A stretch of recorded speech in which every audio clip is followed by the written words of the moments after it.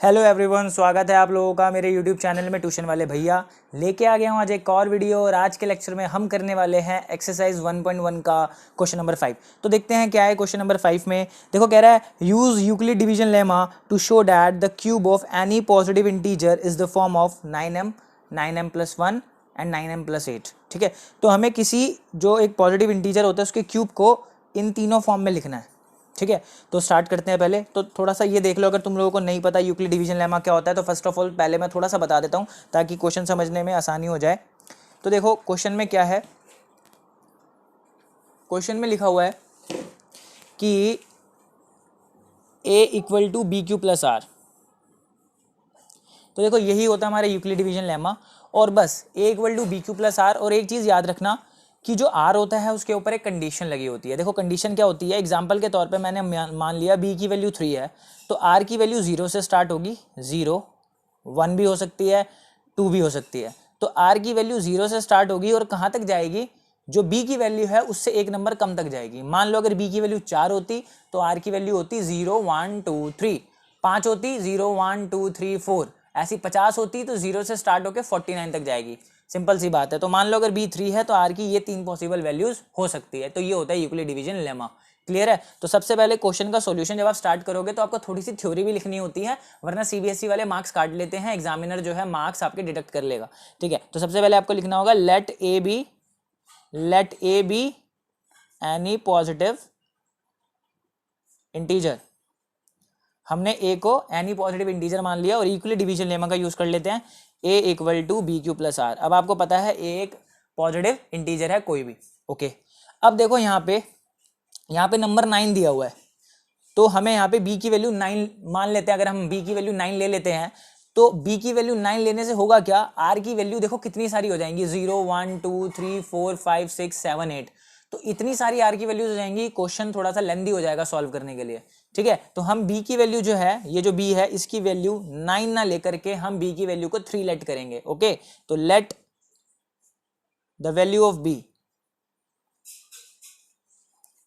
Equal to 3 ले लिया हमने। b की वैल्यू को हमने 3 ले लिया है, 9 इसलिए नहीं ले रहे हैं क्योंकि 9 से क्वेश्चन लेंदी हो जाएगा। तो मैंने b की वैल्यू 3 यहां रख दी। तो b की वैल्यू अगर 3 होगी तो आप लोगों को पता है कि अगर b की वैल्यू 3 होगी तो possible values of r will be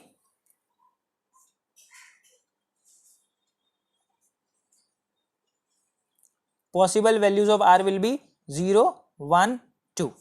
तो अगर possible value 0 1 2 possible value of r 0 1 2 है तो आप अब जो इसकी जो इक्वेशंस बनेंगी वो क्या बनेंगी, a इक्वल टू b की जगह हम क्या पुट करेंगे 3, तो यहाँ जाएगा 3 q प्लस r की वैल्यू क्या हो जाएगी 0। तो हम 0 को लिखेंगे नहीं, लिखने की क्या जरूरत है यार, r 0।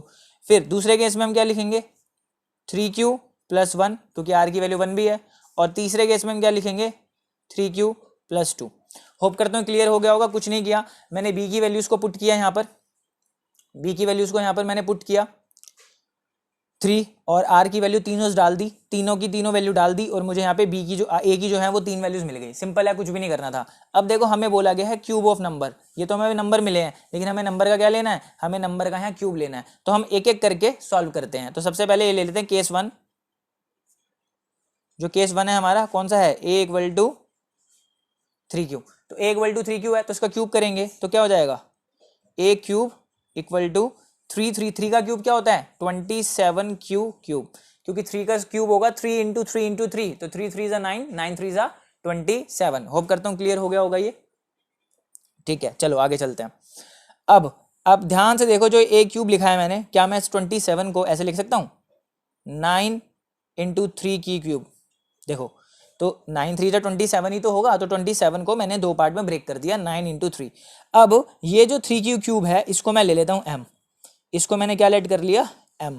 तो let 3q cube equal to m where m is integer, where m is some integer. हमने m इसको क्या ले लिया, इंटीजर ले लिया और इसको m लिख दिया, तो a की क्यूब क्या आ गया 9m आ गया। तो देखो हमारी पहली जो चीज थी वो प्रूव हो गई कि हमें 9m दिखाना था। तो देखो ध्यान से हमने 9m दिखा दिया है। ठीक है, तो ऐसे ही हमें इंटीजर को लेट करते चलना है, कोई टेंशन वाली बात नहीं है। अब आ जाओ हमारे दूसरे वाले पे, जो हमारा केस 2 को अगर आप ध्यान से देखोगे, केस 2 को तो हमें यहाँ पे क्या दिया हुआ है a इक्वल टू 3³ + 1। तो अब हम क्या करेंगे, हमें नंबर का क्यूब बोला है तो हम क्या करते हैं, नंबर का क्यूब कर देते हैं। a³ विल बी 3³ + 1 का होल क्यूब। तो अब आपको पता है एक a + b का होल क्यूब क्या होता है, a का क्यूब, सबसे पहले a का क्यूब लिखेंगे, प्लस b का क्यूब प्लस 3, ये जो a है इसको मैं a बोल रहा हूं और इसको मैं b बोल रहा हूं, तो प्लस 3 a का स्क्वायर, तो a का स्क्वायर हो जाएगा 3 का स्क्वायर, इंटू में b है 1, फिर प्लस लगाएंगे, फिर 3 इंटू a इंटू b का स्क्वायर। तो यही करते हैं, पहले a³ + b³ प्लस 3 a का square b plus 3 a b का स्क्वायर, सिंपल है। तो जो a की क्यूब है वो किसके बराबर आ जाएगा, यहाँ पर 3 3 = 9 3 = 27 क्यूब प्लस ये 1 का क्यूब 1 होता है। अब यहाँ देखो दिस इज 3 3 = 9 एंड 9 3 = 27 क्यू का स्क्वायर प्लस यहाँ आ जाएगा 3 3 = 9 क्यूब। देखो सिंपली मैथ्स लगा के हमने सॉल्व किया। अब आप यहाँ पे देखो ध्यान से, स्टेप को ध्यान से देखो।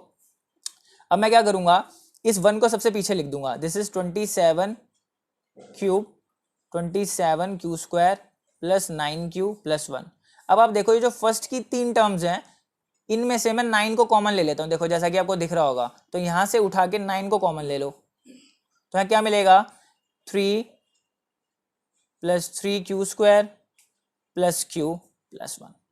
अब ध्यान से देखो ये जो नंबर है ये पूरा नंबर एक इंटीजर की तरह ही बिहेव करेगा, और इसको आपने अगेन लेट कर लिया m, where m is some integer, जैसे हमने पिछली बार किया था, और हमने इसको m लेट कर लिया। तो व्हाट विल बी a³, तो a³ विल बी 9 और इसको हमने ले लिया m + 1। देखो हमारी सेकंड जो केस था उसमें आ गया कि it will be in the form of 9m + 1। Hope करता हूं ये चीज आप लोगों को क्लियर हो गई होगी। बहुत ईजी है, कोई भी घबराने वाली इसमें बात नहीं है, ठीक है। तो चलो आगे चलते हैं, केस 3 उठा लेते हैं। तो देखो केस 3 में क्या है, केस 3 में हमारा था ये वाला नंबर, तो हमने ले लिया a = 3³ + 2। अब हमने क्या करना है, इसका अगेन क्यूब करना है, तो क्यूब के लिए क्या करेंगे, a³ = 3³ + 2 का होल का हम इसको ले लेंगे क्यूब, और अब हम इसमें फॉर्मूला लगाएंगे जैसे हमने इसमें पिछली बार फॉर्मूला लगाया था, ये वाला a + b का होल क्यूब। तो सबसे पहले a³ + b³ plus 3 into a का square into b plus 3 into a into b का स्क्वायर। बहुत सिंपल है, जैसे ऊपर लगाया है सिमिलरली आप यहाँ पर भी लगा सकते हो, कोई टेंशन नहीं है। तो अब यहाँ देखो a³ क्या आएगा, तो दिस इज 3 3 = 9 3 = 27 क्यूब, कोई दिक्कत वाली बात नहीं है, मजा ही आ गया। 2 का क्यूब क्या होता है, 2 2 = 4 2 = 8। अब देखो यहाँ से 3 3 = 9 9 3 = 27 और 27 2 = 54 प्लस देखो 3 3 = 9 और ये 9 4 = 36 क्यूब। ठीक है, होप करता हूं क्लियर हो गया होगा, कोई टेंशन वाली बात नहीं है। तो a³ = अब देखो इसको भी लाइन से लिख दो, जो नंबर +8 है उसको एंड में लिख दो, देखो सिंपल, और ये हमने ऐसे इसको लिख दिया, कोई टेंशन वाली बात नहीं है। अब देखो ध्यान से इन तीनों नंबर से, देखो ये जो 3 नंबर मैं बता रहा हूँ, ये 3 नंबर जिनको मैंने अंडरलाइन किया है, इन 3 नंबरों में से आपको क्या करना है, आपको फिर से 9 को कॉमन ले लेना है। तो दिस इज 3³ यहाँ पे आ जाएगा 3 का क्यूब प्लस 9 6 = 54, तो मैंने क्यूब लिया तो 54 मैंने लिया, 54 में से 9 कॉमन तो 6 बचेगा, और यहाँ पे 4 बचेगा, और यहाँ पे आ गया +8। और ये जो पूरा नंबर है अगेन जो ब्रैकेट में मैंने लिखा है, ये अगेन एक इंटीजर की तरह बिहेव करेगा। लेट से दिस इज m, तो m, तो और m क्या है, m इज सम इंटीजर। ये आपको जरूर लिखना है, आपको ये मिस नहीं करना, आपको जरूर लिखना है कि m इज सम इंटीजर। ठीक है, ये लाइन आपको मेंशन करते रहनी है। तो यहाँ पे देखो a³ आ गया 9m + 8। तो देखो हमने केस 1 में क्या दिखाया, केस 1 में हमने दिखाया कि 9m है, केस 2 में हमने दिखाया इट्स 9m + 1, और केस 3 में हमने दिखाया कि 9m + 8 है। तो होप करता हूँ आपको ये क्वेश्चन समझ में आया होगा। नहीं समझ में आया आप इसको रिवाइंड करके देखो, 100% आपको समझ में आएगा। और प्लीज फॉर्मूले जरूर याद करिए, फॉर्मूले कभी भी कहीं पर भी काम आ जाते हैं। ठीक है, तो ध्यान रखो बच्चों अपना, बाय बाय, टेक केयर।